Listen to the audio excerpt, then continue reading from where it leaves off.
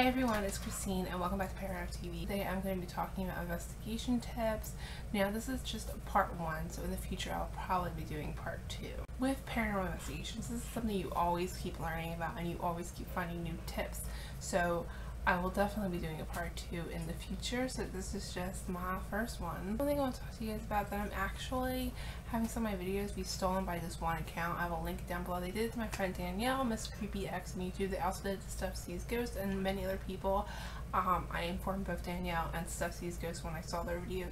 I watched so many paranormal videos. I stumbled upon these videos on my own and I found my own videos this way, and I was able to get 2 videos taken down by putting a copyright claim. The third one is a video that I took down myself a while ago. So they have the video and I don't have the original upload anymore because I wasn't redoing that video and I can't claim the copyright on it now. So if you guys could go and report them for me, I would greatly appreciate it. Okay guys, let's get started. So my first tip is to investigate with at least one other person. There are multiple reasons for this. There are safety in numbers. So if you're anywhere outside where other people can enter, like if you're in a graveyard and somebody can walk into that graveyard, you should have at least another person there. There's safety in numbers. You just want to be careful. Another thing is that these other people may have experiences that you're not going to have, or they may be able to connect with a spirit better than you can. Another thing that these people can help you with is determining where the noises are coming from, coming up with ways to debunk certain things so you know what's truly paranormal and what's not. So it's always helpful to have at least one other person. Now, with that being said, I don't like to investigate in large groups because the more people there are, the more likely you can contaminate something. So it's better to do it in small groups.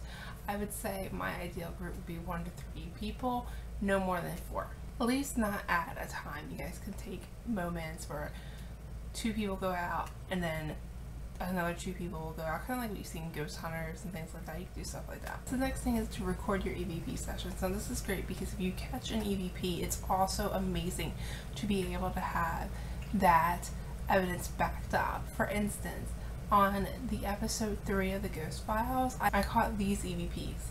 Power line around. That looks like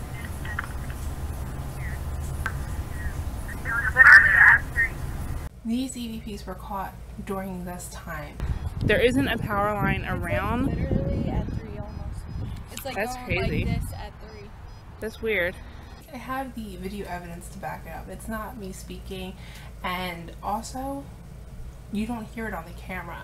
So that evidence is backed up with my camera, and that really helps make your evidence a little bit more valid. You should record your spirit box sessions because it can be really hard to understand what is coming through, and if you record them, you will have a better chance to determine what is being said, because sometimes it is quite difficult to understand. Sometimes even once you record them, you still can't understand what's being said. So I definitely recommend recording it. Explore other options. So there's always the option that is something natural. So you want to be able to rule out certain things. So say you take a picture and you kind of have this flashlight. It could be your flashlight.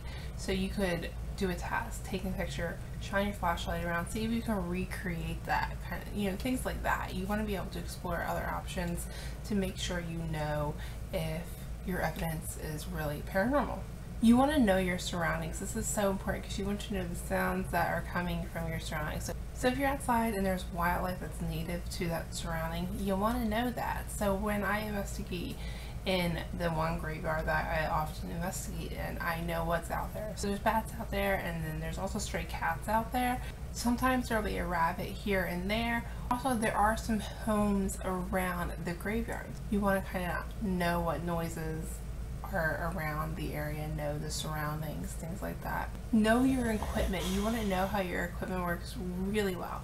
So for instance, I repurchased this camera because I knew how it worked really well. I broke it myself. I dropped it when I was closing the car door and it broke. It was so sad.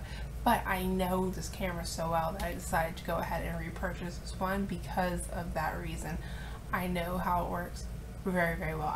I know it shuts off after 20 minutes of recording, so I always keep an eye all the time so I know if it's shut off or not. If it was abnormal, You want to also know about your experiments. You want to know how well certain things work. You want to know the sensitivity of certain things. For instance, the flashlight test. I don't really like the flashlight test. A lot of people will unscrew the flashlight a little bit so it's extra sensitive. That way, if they believe the spirit can communicate by easily manipulating the flashlight. However, in my opinion, it is too sensitive and I don't really like it. It also has never worked for me. So you should know the sensitivity of certain things that you're experimenting with. You should try new things. You can try new things, and if it fails, it fails. If it works, great. So my last tip is to keep on trying, because the more you investigate, the better you get, the more you'll learn, and the more things you can bring to the table. So the more you investigate, the better you're going to get. So just keep doing it. So those are the investigation tips that I came up with. Remember to look out for part 2, because there will be a part 2 in the future, and I hope you guys enjoyed. Thank you guys for watching. Bye.